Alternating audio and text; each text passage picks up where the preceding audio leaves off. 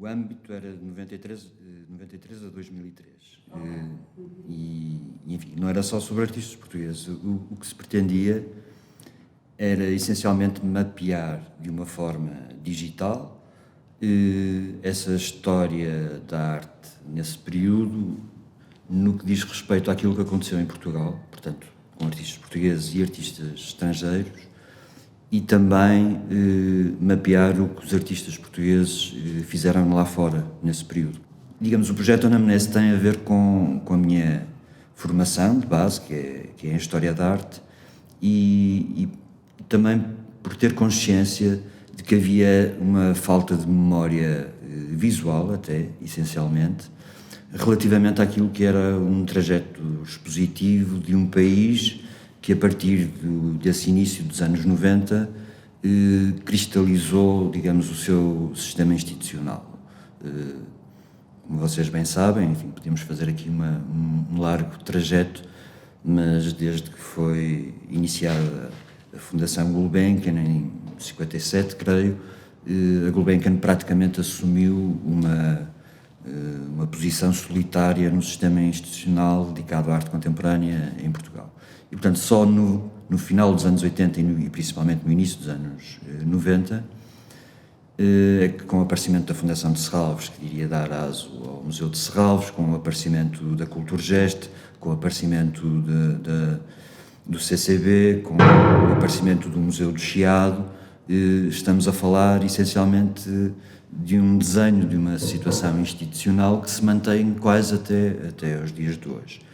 E, portanto, aquilo que eu, de certa forma, queria documentar era essa novidade institucional, sabendo que, na altura, por exemplo, os sites das próprias instituições não funcionavam ou não documentavam a própria atividade e, portanto, foi assim uma espécie de indutor, até para que as próprias instituições tivessem mais respeito, digamos, pela sua própria história. E estávamos a falar de instituições, enfim, quando eu comecei o projeto, mais ou menos em 2002, estávamos a falar de instituições com 10, 15 anos. Essa plataforma que, de alguma maneira, está ainda muito incompleta e, enfim, ficou muito por fazer, mas era virtualmente impossível. É difícil, não é? Era impossível. Como é que se construíram os critérios para essa seleção desse? De alguma forma, o critério final era sempre meu, não é? Eu era o responsável do projeto, mas era um critério de uma abrangência enorme, não é? Portanto, se tu fores lá a cada ano e a cada mês, aquilo desdobra depois exposições individuais de portugueses em instituições, exposições em galerias, exposições coletivas, exposições de portugueses lá fora. E, portanto, hoje em dia, imagina, se quiseres ver uma imagem do Eloy Ticica na Gulbenkian, por exemplo, tens lá essa imagem, ou algumas vistas dessa exposição. E se não fosse este projeto, se calhar não tinhas. Imagina, se houvesse um catálogo, eu punha um excerto do texto do catálogo, tinha que ser sempre um excerto, normalmente as coisas até não estavam traduzidas, e nós gastamos muito dinheiro a traduzir esses excertos, não é? E, portanto, é uma ferramenta muito útil. Ana, nesse como nos estás a explicar, o projeto que conhecemos, mas para que fique, se foca sobretudo nesta questão de cristalizar e de compreender essa época, essa década, nas suas exposições. Sim. Não é a figura do artista isolada do seu trabalho, mas é a exposição. A exposição, exatamente. Portanto, aquilo é basicamente uma situação indexical onde, através das exposições, tens acesso àquilo que é a obra dos artistas.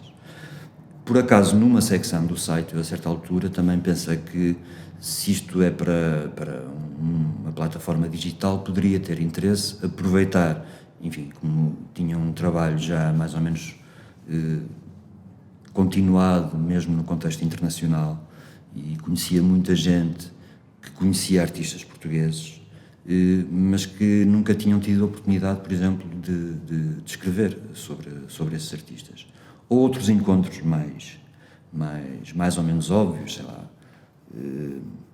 do Guy Brett com a Lourdes Castro, que já não se falavam há mais de 30 anos, e pedia um pequeno texto sobre uma obra de um artista, uma secção que chamava mais um, qualquer coisa assim. Portanto, era uma obra, um artista e um autor.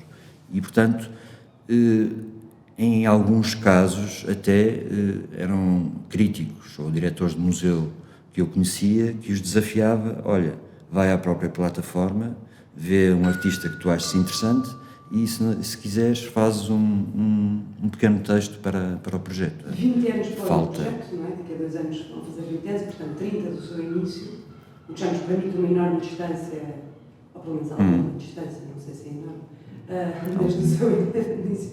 Quais é que são os traços que consegues compreender agora com esta distância da importância da anamnese e o seu impacto, talvez, até na internacionalização desses próprios artistas? Não, eu não diria que... Tornou-se uma ferramenta, porque é muito interessante, a anamnese não é só online, mas também é um livro. Sim, o livro tinha uma dimensão diferente, que era uma dimensão, se tu quiseres, de curiosidade minha, para que eu acho que poderia ser partilhada pelo público, e que era curiosa porque aí eu pedia aos artistas para eles escolherem, dentro daquela década, qual foi a exposição deles mais significativa e a exposição que viram cá em Portugal. Eu sou muito curioso sempre, porque os artistas normalmente não gostam muito de falar sobre outros artistas, mas ali de facto criou-se portanto o livro, que é aquele calhamaço que dá para os 2 volumes, que dá para assassinar qualquer transeunte, mas tem essa documentação que acaba por ser curiosa, porque aí já não sou eu a fazer o tal mapeamento e a tal seleção, aí já dou o poder de seleção aos próprios artistas Esse poder de seleção, essa relação dos afetos que conheces bem, ser a base do projeto humano, não é? Já sim. Uma descendência histórica Sim. da exposição dos amigos do Harald Zimmer, e é exatamente isso, é esta leitura horizontal que nós quisemos promover. Vês, na tua perspectiva, até essa questão de dar essa liberdade, esse poder de seleção aos artistas, qual é que é a relação que vês entre se isso existe, não é?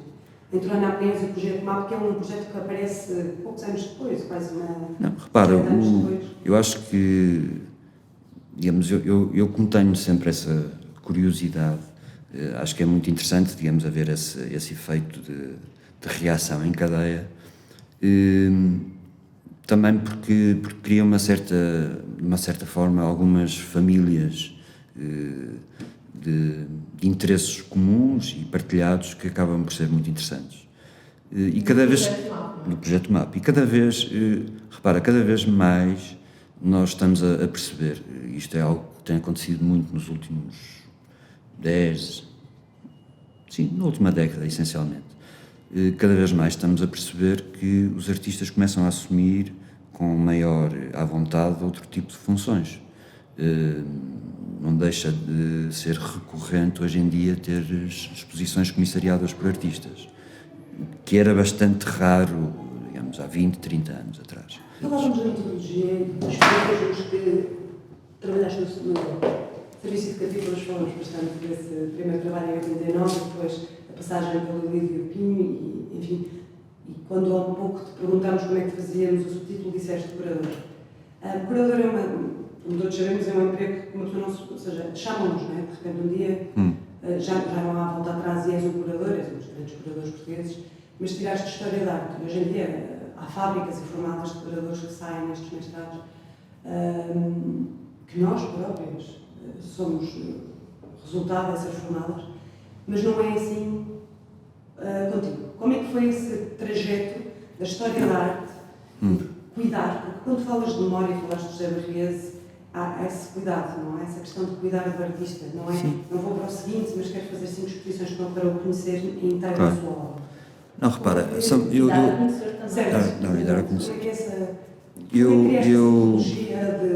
como que trabalhas, como é que... Eu tive sempre muita sorte na minha vida. Isso também é uma coisa que é preciso admitir. Sorte porque, de facto, comecei a trabalhar, como te disse, no primeiro ano da faculdade. Comecei a trabalhar naquilo que gostava e comecei a trabalhar na melhor instituição, se calhar, que podia trabalhar na altura, nomeadamente aqui no Porto. E esse desenho do tecido institucional em Portugal nos anos 90 é um desenho, digamos, tentacular, que vai desde o administrador, que nunca imaginou o que é ser administrador de uma fundação ou de um museu, até o homem das montagens, que muitas vezes eram pessoas recicladas de carpinteiros ou não sei o quê. Portanto, só a partir dessa altura, e mais uma vez, tirando o único nicho profissional que havia em Portugal, que era a Gulbenkian, de facto, só a Gulbenkian é que tinha serviços de restauro, etc., competentes, não é? Em termos institucionais. As outras estavam todas a começar. E toda a gente estava um bocadinho a aprender. Mas repara, por exemplo, o Fernando Pernes, que foi primeiro diretor da Fundação de Serralves,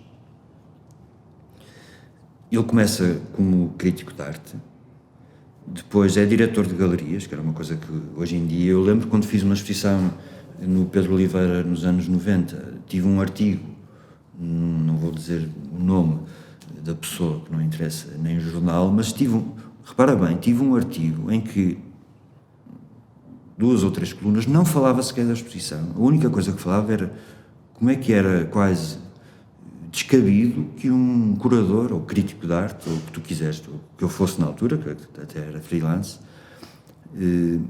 fizesse uma exposição numa galeria comercial. Quando hoje em dia é a coisa completamente mais normal que há, é tu teres uma curadoria nas galerias comerciais. Mas repara bem como fazia confusão, ao ponto dessa pessoa publicar uma coisa só sobre isso, quase. E, portanto, estava toda a gente a aprender. E o Pernes foi diretor de galerias, foi crítico de arte, depois foi aqui diretor daquilo que levou ao nascimento, no fundo, do Museu de Serralves, que foi o Centro de Arte Contemporânea no Museu Soares dos Reis, quando a própria comunidade reclamou para o Porto um centro de arte moderna, ou um museu de arte moderna, não é? Vocês sabem a história mais ou menos disso, não é? Que houve depois de 74, uma manifestação pública em frente ao Soares dos Reis, a exigir essa instituição dedicada à arte contemporânea. Portanto, o Soares dos Reis criou um núcleo que chamou de Centro de Arte Contemporânea, onde o Pernes, vejam bem, fez exposições antológicas, que seriam as primeiras, quase, de artistas como o Alberto Carneiro, o Álvaro Lapa, Ângelo de Sousa, que era a primeira vez que faziam grandes exposições assim. Mas pronto, mas toda a gente estava um bocadinho a aprender, mesmo nesses anos 90, a ser qualquer coisa, não é? Eu quando comecei em Serralves, estava a aprender a fazer visitas guiadas, sabia lá como é que se fazia guia.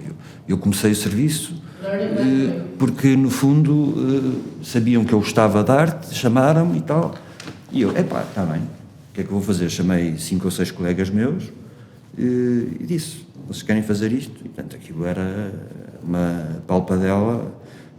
Eu tinha métodos que hoje em dia até tenho vergonha de os revelar em público, mas gostava muito de pôr os miúdos todos dentro de uma sala a verem assim uns slides, não é? Que hoje em dia é impensável, não é?